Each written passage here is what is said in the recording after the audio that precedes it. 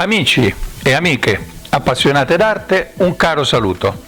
Parleremo questa volta di Gustave Caillebotte, che è un personaggio un po' atipico come impressionista, e del suo quadro Strada di Parigi durante una giornata di pioggia.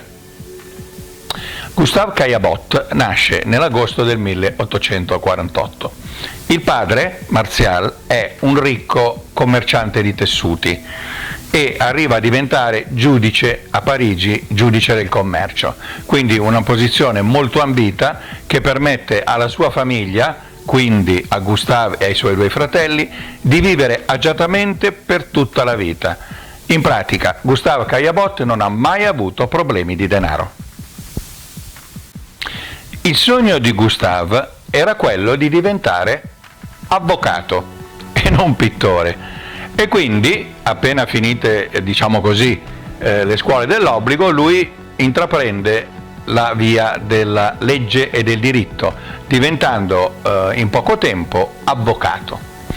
Purtroppo in quei tempi, nel 1871 circa, scoppia la guerra franco-prussiana e Gustave è arruolato e deve andare in guerra.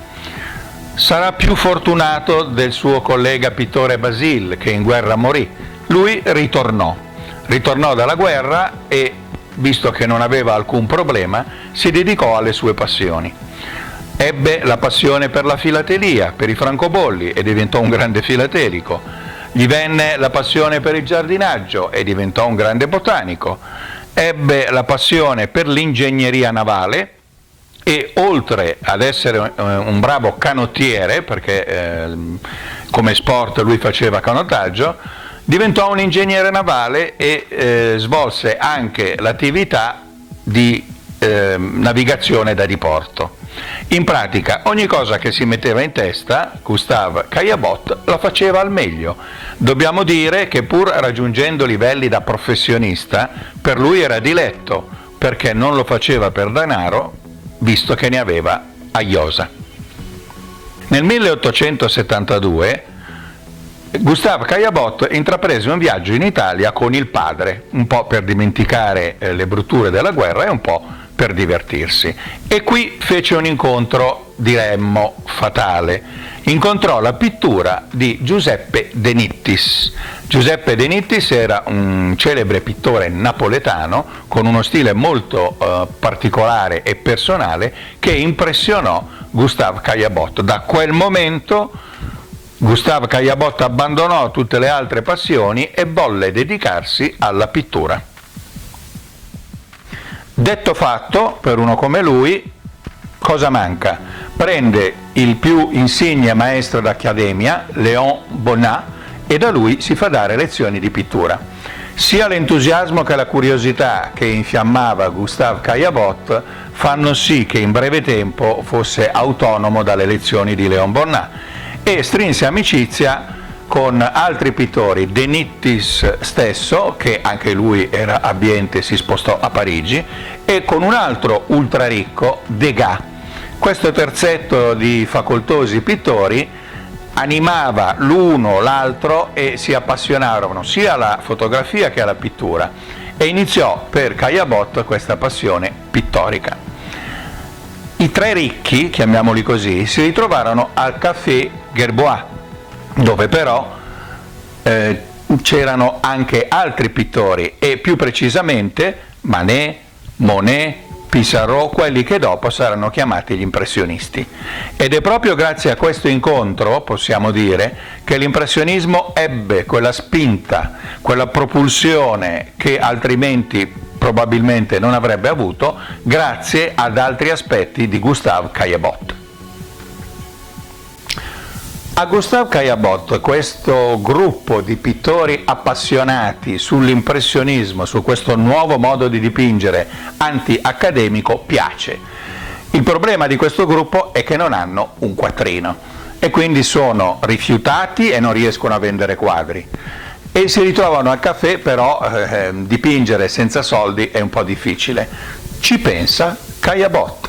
Caillebotte diventa il loro mecenate, quindi per esempio a Monet paga la casa, le tele, la pittura, acquista i quadri un po' di tutti gli impressionisti fino a crearsi una collezione che vedremo poi sarà un elemento importante per l'espansione dell'impressionismo.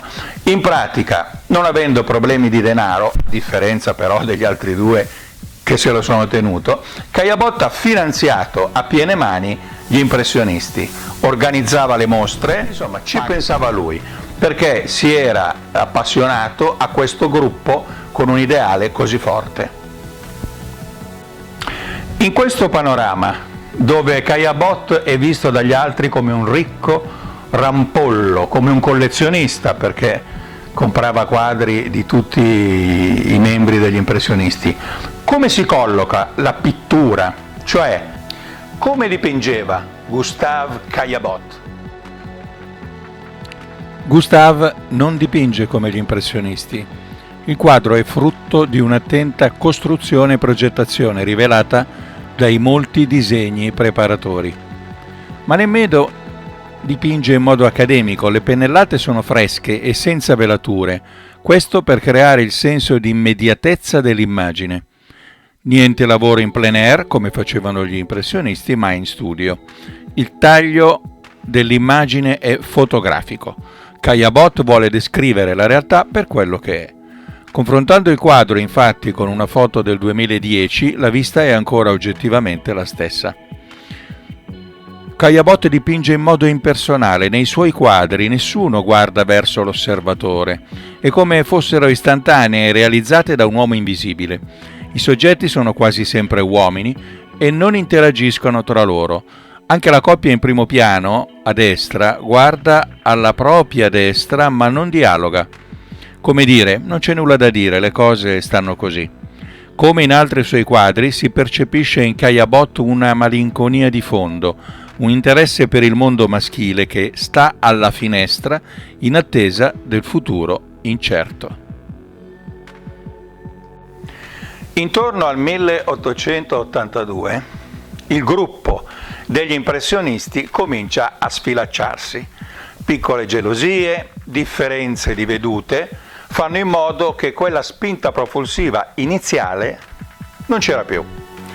Gustave Caillebotte si amareggia, si sente tradito nel suo sforzo anche economico e consistente e quindi prende una decisione drastica. Dal 1882 Gustave Caillebotte non dipinge più.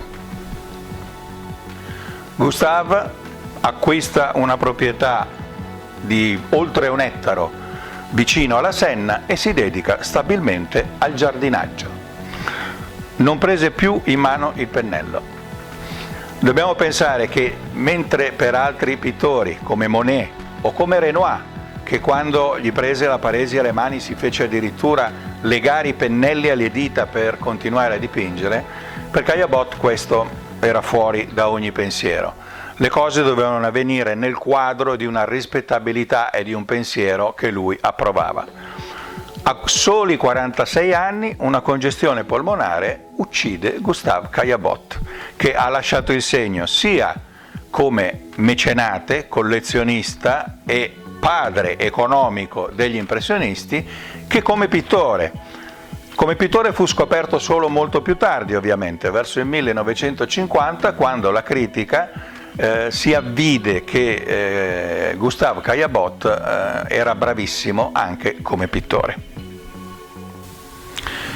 Cari amici e amiche appassionati d'arte, un caro saluto.